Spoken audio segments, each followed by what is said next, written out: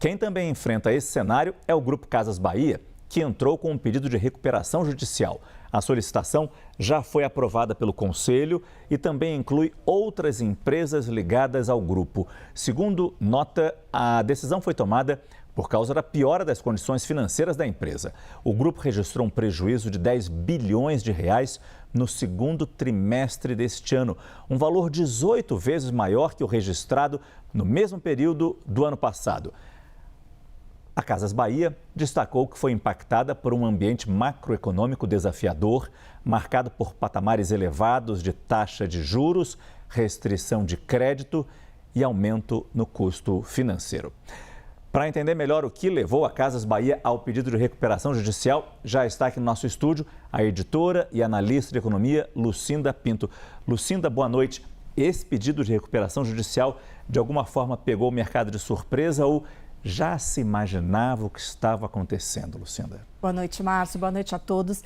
Não foi exatamente uma surpresa, porque as Casas Bahia vêm arrastando uma crise já há anos. Não é de agora que a empresa vem enfrentando problemas, dificuldades. E, na verdade, a gente pode até dizer que não são os juros os responsáveis pela crise, mas talvez tenham sido a situação que impediu a empresa de sair, de encontrar ali uma solução.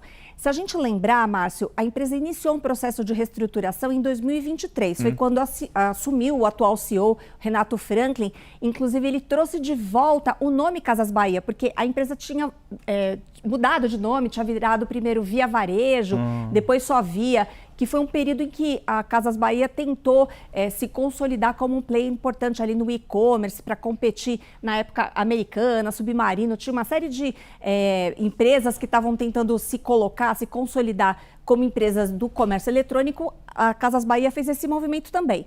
E em 2023, quando já estava enfrentando ali uma situação de endividamento alto, queda de vendas, margens muito apertadas, o que é uma característica do varejo, desse varejo especificamente, a empresa iniciou um processo de reestruturação, chegou a, em 2023, fazer uma recuperação extrajudicial, na verdade foi em 2024, uma recuperação extrajudicial para tentar alongar uma dívida na época de pouco mais de 4 bilhões de reais, e ela vinha demonstrando bons resultados operacionais, uma melhora num processo de enxugamento de custos, redução de número de lojas, mas o que aconteceu é que uma empresa, uma varejista como a Casas Bahia, precisa de liquidez, porque ela vende a crédito, ela tem um prazo curto para pagar seus fornecedores e aí há uma espécie de descasamento. E aí esse crédito secou, porque a gente também está vivendo um momento em que os bancos, aqueles que oferecem esse crédito, estão muito mais seletivos. A gente vem falando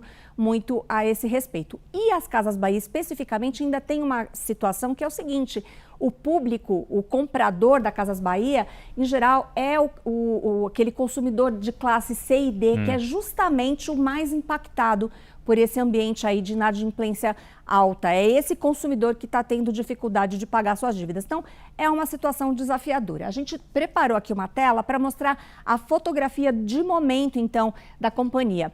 Como é que, por que finalmente a empresa precisou recorrer à recuperação judicial? Ela, como você já mencionou, registrou um prejuízo líquido de 10 bilhões de reais, só que aqui está computado também o que a gente chama de enxugamento do tamanho da empresa. A empresa ela precisou fechar lojas, ela se tornou menor e isso acabou gerando esse impacto maior nesse prejuízo líquido. Quando a gente olha o prejuízo ajustado, que é o que efetivamente reflete o resultado da companhia sem esses efeitos extraordinários, também foi um prejuízo alto de quase 1 bilhão de reais. A receita líquida das Casas Bahia no trimestre ficou em quase 7 bilhões de reais, um crescimento pequeno de 1,6%, mas olha aqui, a gente vinha observando uma recuperação de alguma forma. No entanto, o EBITDA, que é o lucro operacional, aquele que é da operação mesmo, excluindo questões financeiras que de alguma forma alteram, né, o resultado, esse caiu 9,4% na comparação anual. Muita coisa, né? É muita coisa. Então, é bom a gente lembrar que recuperação judicial, no fim das contas, é um mecanismo que permite que a empresa continue operando e renegocie com os seus credores. Então, a empresa ela não faliu, ela continua operando, as suas vendas continuam normalmente, mas ela ganha fôlego para poder renegociar com as pessoas a quem ela deve. E esse total da dívida, como a gente já mencionou, é de 17 bilhões de reais. Os passivos inclui aqui dívida bancária, mas também eventuais dívidas trabalhistas, outros tipos de passivos que a companhia tenha.